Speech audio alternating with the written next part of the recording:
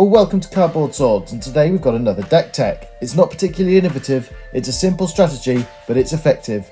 It's Dash.Deck. Let's get in.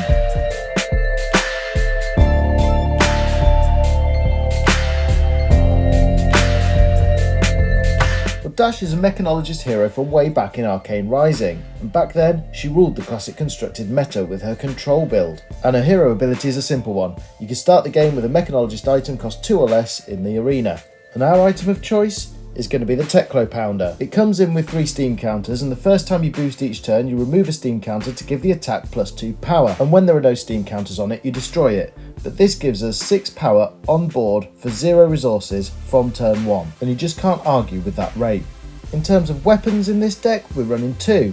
If it turns out we're going first, we're going to run the plasma barrel shot. Now it's unlikely that we're going to shoot this gun more than once or maybe twice a game, and to get value from it we want to be shooting it for at least 4 damage. But importantly, we can pay resources up front on turn 0 to shoot for free later. If we're going second, we're going to opt for the Hanabi Blaster. This deck wants to apply pressure straight away, so using 2 resources to charge a gun is just not effective in doing that. But the blaster gains incidental steam counters from boosting, which is what the deck wants to do anyway. It's worth noting that you just have to play a third card with boost, you don't have to boost it to give the blaster a counter. But if you do boost on your third attack to give this a second counter, it's ready to shoot straight away. The main board loadout is fairly budget, with the exception of the Arcanite Skull Cap, which is about £50, but we'll look at budget alternatives to that later in the video. Anyway, essentially the cap blocks for 3.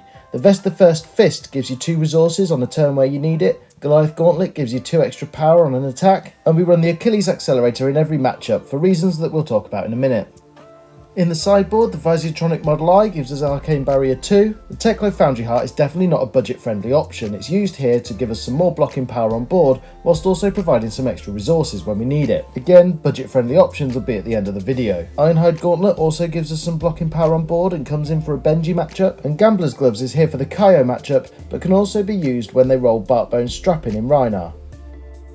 The deck's looking to consistently push a big 20 damage turn within the first 3 or 4 turns.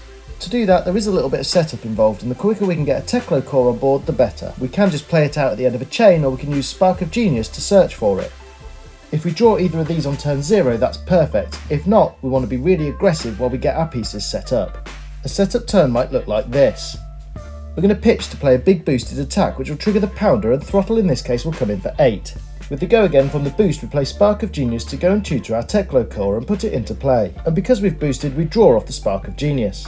And this is why we run the boots. We can pop the Achilles Accelerator to give us an action point because we've boosted this turn. In this case we can present 4 more damage with 0 to 60 and Arsenal the Combustible Courier for next turn. With the 2 free resources that we're going to get from Teklo Core, we can now boost big to present a lot of damage. Combustible Courier is a great chain starter. It costs 2 and comes for 4, but on hit the next attack you boost gets +3. Essentially making it a 2 for 7, and a must block for our opponents, which is why we run the blues as well. Throttle is a 2 for 6 with boost, and with a Teklo Pounder on board, this becomes a 2 for 8 with go again. We also run this in blue, which is a 2 for 4 or a 2 for 6 with Pounder on board. We're also running Scramble Pulse, and the jury's still out on this one. It's a 5 for 2, but it makes equipment on the chain block for 1 less.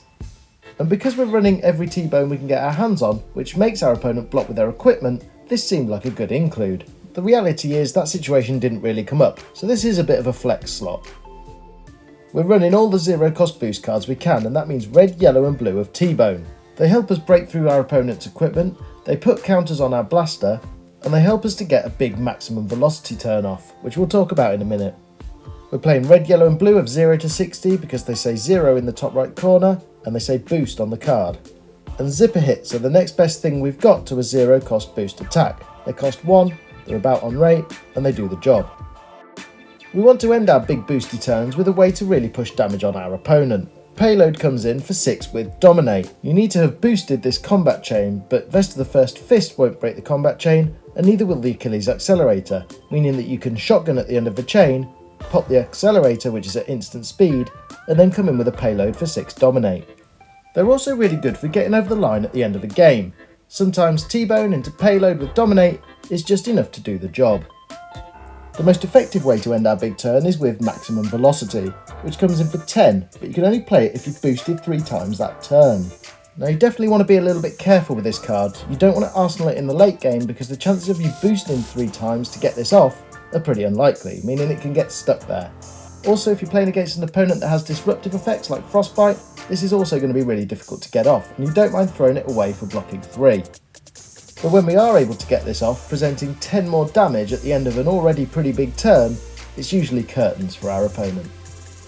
BIOS Update is a card that's done some serious work in this deck, yet it almost seems counterproductive to have a card that doesn't boost in a high boost orientated strategy. The fact of the matter is that your opponent is going to do stuff and interact with you, how dare they? But that means you can't always go wide and have a really big turn, and BIOS Update offers you a kind of a safety valve to have a go tall turn instead of a go wide turn.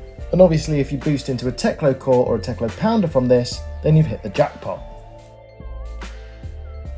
Let's have a little look at the deck's stats. We're running 15 blue pitch cards, which did help me squeak past an Icelander at the Skirmish. We've got 30 cards that enable our boost strategy and 36 cards that block 3, meaning we can be quite resilient to an onslaught. Now at first glance, the budget breakdown for this deck looks pretty grim, coming in at around £193, but when you look further at it, there's only a couple of cards here that are really costing you big money.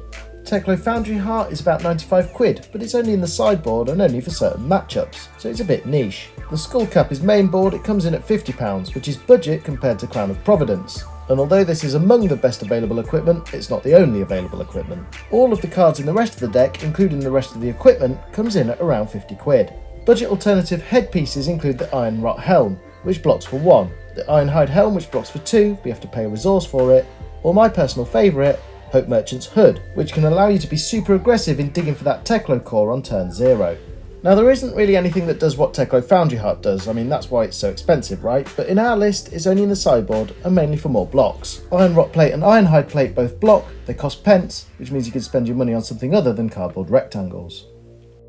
Well, I hope you enjoyed this deck tech. As ever, a link to the list and some notes is in the description. I managed to make top 8 with this deck at a 17-player event held at Manascrew on the 8th of April. But I'll post some more casual gameplay of the deck in the next few days, so like and subscribe, and we'll see you then.